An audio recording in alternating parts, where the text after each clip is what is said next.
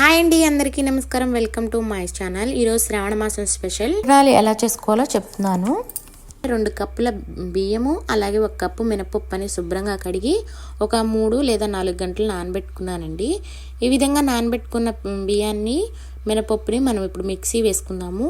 Mixie వేసుకునేటప్పుడు ఒక tip అండి, వాటర్ అనేవి ఒకసారిగా యాడ్ చేయకుండా కొంచెం వాటర్ అనేది యాడ్ చేసుకొని ఈ విధంగా పిండి అనేది తయారు చేసుకోవాలన్నమాట. పూర్ణానికి పూతపిండి పూర్ణాలు అనేవి ఈ విధంగా తయారు చేసుకుంటే పిండి బాగా పడుతుంది లోపల స్టఫింగ్కి. చూసారు కదా, ఈ విధంగా తయారు చేసుకున్న తర్వాత మొత్తంగా ఒకసారి కలుపుకొని ఇందులో కొంచెం సాల్ట్ అనేది యాడ్ చేసుకొని మరొకసారి బాగా బీట్ చేసినట్టుగా కలపండి. అప్పుడు బాగా పొంగుతాయి అన్నమాట పూర్ణాలు.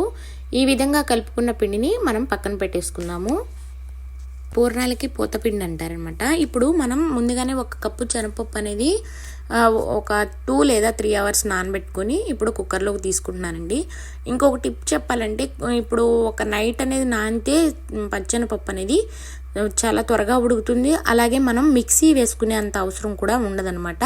చాలా వరకు మిక్సీ వేసుకుంటారు కదండి, అలా వేసుకునే పని ఉండదు. ఈ విధంగా ఓవర్ నైట్ నానబెట్టుకున్న పచ్చెనపప్పు అయినా తీసుకోవచ్చు, లేదా 2 లేదా 3 గంటలు నానబెట్టిన పచ్చెనపప్పు అనేది తీసుకొని 1 కప్పుకి 1 గ్లాస్ వాటర్ అనేవి యాడ్ చేసుకొని చూసారు కదా, ఈ విధంగా ఉడకాలన్నమాట. పచ్చెనపప్పు అనేది పట్టుకుంటే మెత్తగా అయిపోయేలాగా ఉడికితే మనకి అప్పుడు శనగపప్పు అనేది మనం మిక్సీ వేసుకునే అవసరం ఉండదన్నమాట. ఈ విధంగా ఉడికిన పచ్చెనపప్పుని మెత్తగా మెదుపుకొని, అంటే వాటర్ అనేవి ఉండకూడదు అనమాట. చూసారు కదా, నేను చూపిస్తున్నాను. వాటర్ అనేవి లేకుండా ఈ విధంగా ఉడికించుకోవాలి.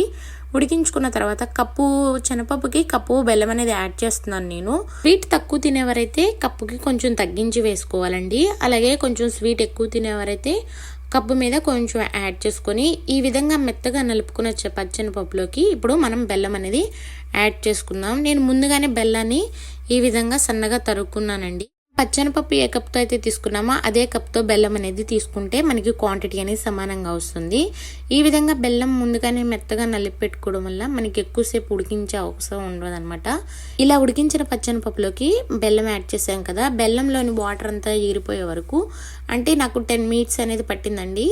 ఈ విధంగా ఉడికించుకుంటే బెల్లంలోని వాటర్ అంతా పోయి మనకి ఒకవేళ పూర్ణాలు ఎక్కువగా చేసుకున్నప్పుడు 3 రోజులు 4 రోజులు నిల్వ ఉంటాయి అన్నమాట. ఈ విధంగా చేసుకోవడం వల్ల వాటర్ అనేవి లేకుండా ఈ విధంగా ఉడికించుకోవాలి. బాగా మంట అనేది లో ఫ్లేమ్లో పెట్టుకుని ఉడికించుకోండి. ఎందుకంటే పూర్ణాల పిండి ఉడికేటప్పుడు మనకి బుడగల వస్తుంది కదా, అప్పుడు చిందే అవకాశం ఉంటుంది. ఇంకో టిప్ ఏంటంటే, మూత పెట్టుకునైనా ఉడికించుకోవచ్చు. ఇదిగోండి చూసారు కదా, ఈ విధంగా ఉడికిన తర్వాత ఈ కన్సిస్టెన్సీలో ఉన్నప్పుడు నేను కొబ్బరి అనేది ఒక 1/2 కప్పు మెత్తగా మిక్సీ వేసుకున్నానండి. అందులో 2 యాలకులు వేసి అది యాడ్ చేస్తున్నాను. కొబ్బరి అనేది ఆప్షనల్ అనమాట. మరి కొందరు కొబ్బరి అనేది యాడ్ చేసుకోరు, కొందరు అనేది ఆ కొబ్బరి అనేది యాడ్ చేసుకుంటారు కాబట్టి నేను చెప్తున్నాను. ఈ విధంగా ఉన్నప్పుడు కొబ్బరి అనేది యాడ్ చేసి మరొక 5 నిమిషాల పాటు లో ఫ్లేమ్లో ఉడికించుకోండి. మనకి పూర్ణాల పిండి ఎలా తయారైందో కొంతమంది తెలియదు కదా, దానికోసం చెప్తున్నాను. ఈ విధంగా ఉడికినప్పుడు పిండి అనేది మనకి కుక్కర్కి కానీ అదే కళాయికి కానీ అంటకుండా మంచిగా గంటెమ్మట తిరిగి వస్తుంటే అప్పుడు మనకి పూర్ణాల పిండి అనేది రెడీ అవుతుందండి. చూసారు కదా, ఈ విధంగా ఉడికించుకోవాలన్నమాట. లో ఫ్లేమ్లో ఉడికించుకోవడం వల్ల అడుగంటకుండా నీట్గా ఉడుకుతుంది. అలాగే నీరు అనేది త్వరగా ఎగిరిపోతుంది అనమాట. చూసారు కదా, ఈ విధంగా రెడీ చేసుకున్నానండి పూర్ణాల పిండి. చూసారుగా, మనకి కుక్కర్లో ఎక్కడ అంటకుండా చక్కగా గంటెమ్మటి ఈ విధంగా రావాలన్నమాట. ఈ విధంగా వస్తే మనకి నీరు లేకుండా పూర్ణాల పిండి అనేది మనం ఒకవేళ ఎక్కువగా చేసుకున్నప్పుడు మరిన్ని రోజులు నిల్వ ఉంటుంది. ఇప్పుడు పూర్ణాల పిండికి మనం లోపల స్టఫింగ్ కోసం తయారు చేసుకుందాము. ముందుగా నేను 2 చేతులకి ఆయిల్ కానీ లేదా నెయ్యి కానీ అప్లై చేసుకోవాలి. ఇలా ఒక్కొక్కటి మంచిగా రౌండ్గా చేసుకుంటూ స్టఫింగ్ కోసం రెడీ చేసుకోవాలండి పూర్ణాలు అనేవి. ఆయిల్ కానీ నూనె కానీ రాసుకొని చేయడం వల్ల పూర్ణాల పిండి లోపల స్టఫింగ్కి నీట్గా వస్తుంది. ఇంకొకటి ఏంటంటే, చేతి నిండా అంటడం వల్ల ఒక్కొక్కసారి ఒక్కొక్క పూర్ణం పిండికి నీరు అయ్యేలాగా వస్తుంది కదా, అలా రాకుండా ఉంటుంది. అది ఒక టిప్ అండి. మీరు ఈ విధంగా మొత్తంగా అన్నిటినీ దాని తర్వాత ఒకటి ముందుగానే రెడీ చేసుకొని పక్కన పెట్టుకోండి. ఈ విధంగా మొత్తంగా తయారు చేసుకొని రెడీగా పెట్టుకోవాలి. ఇప్పుడు మనం ఇలా ఒకదాని తర్వాత ఒకటి పిండిలో వేసుకోవాలండి. పూర్ణంలోని పిండి అనేది బయటికి రాకుండా పూత పిండి నీట్గా ఉండాలంటే ఇలాంటి గుంటగరిటిని యూజ్ చేయండి. చాలా త్వరగాను వేసుకోవచ్చు. అలాగే లోపల ఉన్న పిండి అనేది బయటికి రాకుండా ఉంటుంది.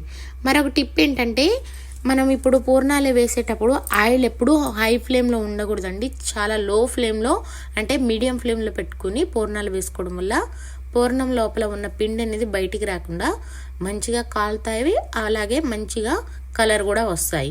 చూసారు కదా, ఈ విధంగా ఒకదాని తర్వాత ఒకటి టచ్ అవ్వకుండా నీట్గా వేయడం వల్ల పూర్ణాలు అనేవి త్వరగా వేసుకోవచ్చు, అలాగే లోపల ఉన్న స్టఫింగ్ అనేది బయటికి రాదు. కొంతమంది పూర్ణం పిండి అనేది బయటకు వస్తుంది స్టఫింగ్ అని అనుకుంటారు కదా, ఈ విధంగా గుంటగంట యూజ్ చేసి ఒకదాని తర్వాత ఒకటి వేస్తూ లో ఫ్లేమ్లో ఆయిల్ అనేది పెట్టుకుని వేస్తే మనకి పూర్ణంలో ఉన్న స్టఫింగ్ అనేది బయటికి రాదు, అలాగే నీట్గా ఉడుకుతాయి అన్నమాట. చూసారు కదా, ఈ విధంగా ఒకదాని తర్వాత ఒకటి యాడ్ చేస్తూ ఉండాలి. పూర్ణాలు అనేవి ఒకదానికొకటి తగలకుండా నీట్గా వేస్తే మనం తిప్పేటప్పుడు చాలా నెమ్మదిగా తిప్పుకుంటే మంచిగా వస్తాయి. నేను తిప్పడానికి ఇలాంటి గరిటె అనేది యూజ్ చేస్తున్నానండి. గరిటె యూజ్ చేసి పూర్ణాలు అనేవి స్లోగా తిప్పడం వల్ల మనకి నెమ్మదిగా తిప్పుతున్నప్పుడు పూర్ణం అనేది నీట్గా తిరుగుతుంది, అలాగే లోపల ఉన్న స్టఫింగ్ అనేది బయటికి రాదు, నీట్గా తిప్పుకోవచ్చు అనమాట. అదే పూర్ణాలు తీసే గరిటెతో తిప్పుకుంటే మనకి మంచిగా తిప్పడం రాకపోతే ఆ లోపల ఉన్న స్టఫింగ్ అంతా బయటకు వచ్చేసి పూర్ణాలంతా పొంగి బయటకంతా వచ్చేస్తుంది. చూసారు కదా, ఈ విధంగా లో ఫ్లేమ్లో పెట్టుకుని కాల్చుకుంటే పూర్ణాలు అనేవి చాలా కలర్గాను దాని లోపల ఉన్న పూతపిండి అనేది బయటికి రాకుండా ఉంటుందన్నమాట. ఎంతో ఈజీగా టేస్టీగా పూర్ణాల పిండి అనేది అమ్మవారి ప్రసాదంగా ఈ విధంగా తయారు చేసుకోవచ్చండి. ఇలాగాను త్వరగా కూడా ప్రసాదం అనేది రెడీ చేసుకోవచ్చు. అలాగే